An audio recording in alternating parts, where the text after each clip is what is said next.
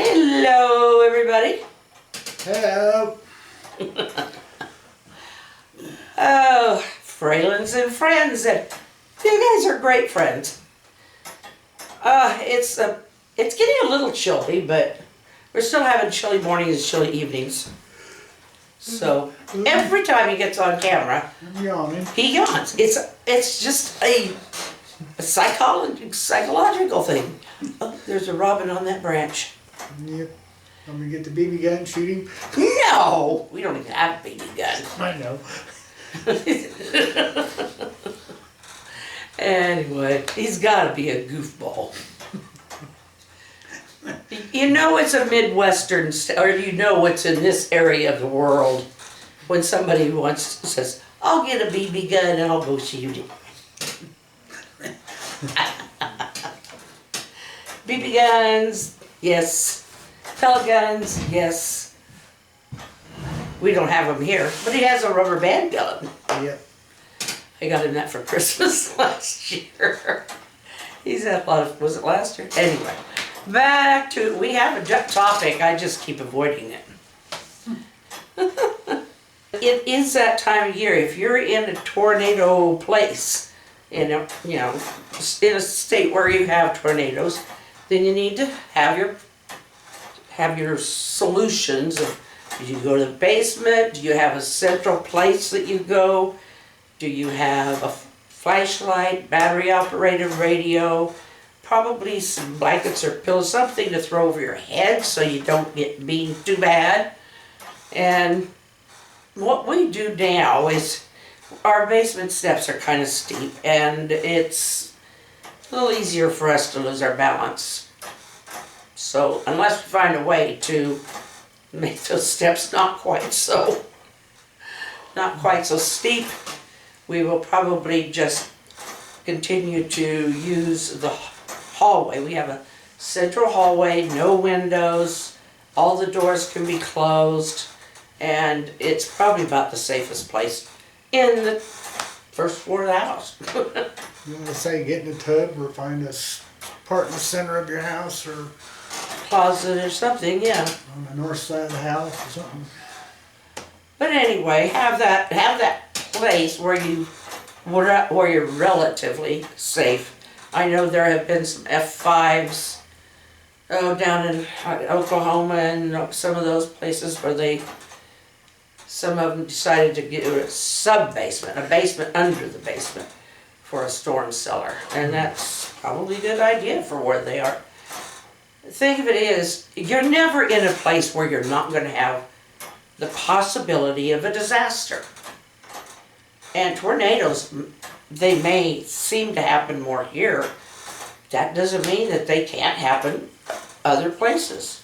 Doesn't mean they can't happen during a weird winter storm, or it's just not usual. But that doesn't make it not possible. It's just like it is a possibility here to have an earthquake. Not probable. Well, we do mini quakes. We do have mini quakes. And there's been a couple that have rattled some things, but some people have said they can, if they're close, they must be fairly close, but they say it's like a loud boom.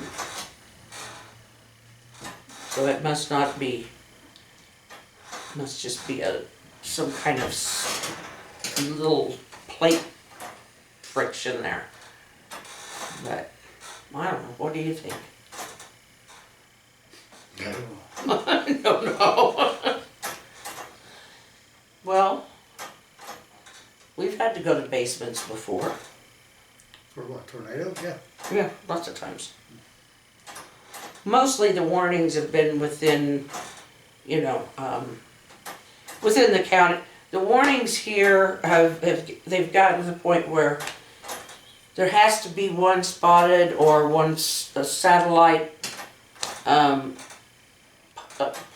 showing a good possibility within a certain area or with a certain I think it's 5 miles. 5 miles or something, yeah. A little siren if they see something 5 miles away. Well, I know I can go on the computer now and it'll tell me that closest lightning is here or closest rain is there. You know, it might be 10 miles, it might be 2. You know, it's just, but when you get an alert, pay attention to it.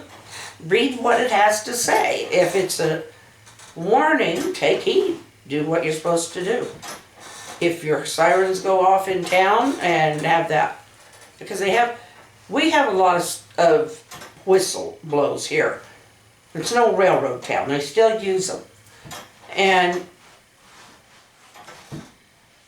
it just, I forgot where my thought process was going. But they have a different sound if it's a tornado. They're prolonged, and then you don't, just because it stops does not mean it's the end of the warning. It just means stay put until you hear an all clear over the radio or something. But what? Yeah. Look at the cars over there. Oh. They got company? No, I don't think so. But I'm not trying to be a downer, but we just need to be prepared. Same as for hurricanes in places that have hurricanes. They need to, have, if you can have a hurricane, one of those houses built to withstand a certain level of hurricane, have it. Just don't expect that it's never going to be. Because there's always something. I have gone to, when I was working with the Red Cross, I went to several really, well actually a couple of them were really bad as far as tornadoes. One was a couple counties to the west of us.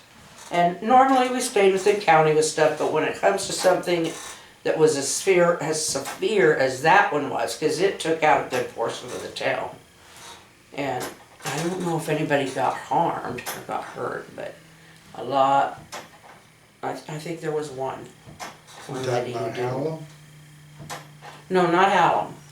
That was bad. Yeah. Yeah, I'm talking about Thayer County one. I can't think of the name of the town. Thayer County. Yeah, it was over in Thayer County. Can't think of the town, but that's okay. Yeah.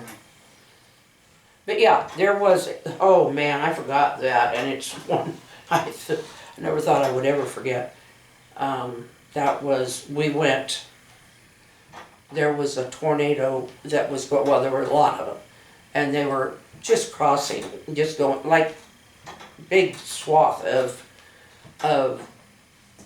Nebraska towns, small towns and stuff, just ripping them up. And there was also a lot of flooding, because there was just the heavy rains that caused some of the bridges to be, and we were supposed to go to Portland. It's a small town.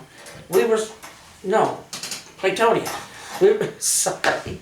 We were going to Claytonia. There was a van load of us, the disaster crew. We were going up toward Claytonia, and we didn't take the main highway because they said that bridge was out.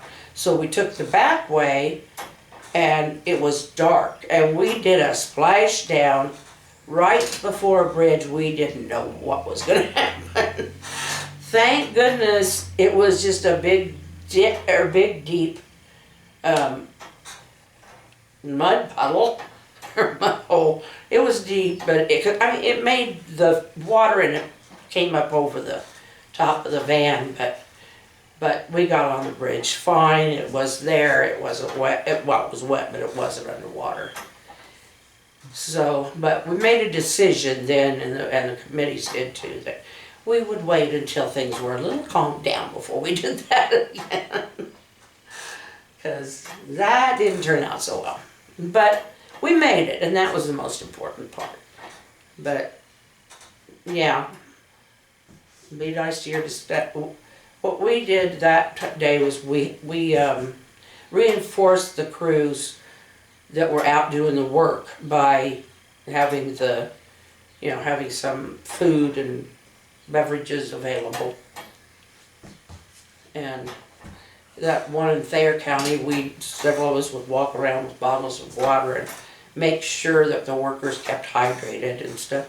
They weren't all Red Cross. There was a lot from a lot of different things.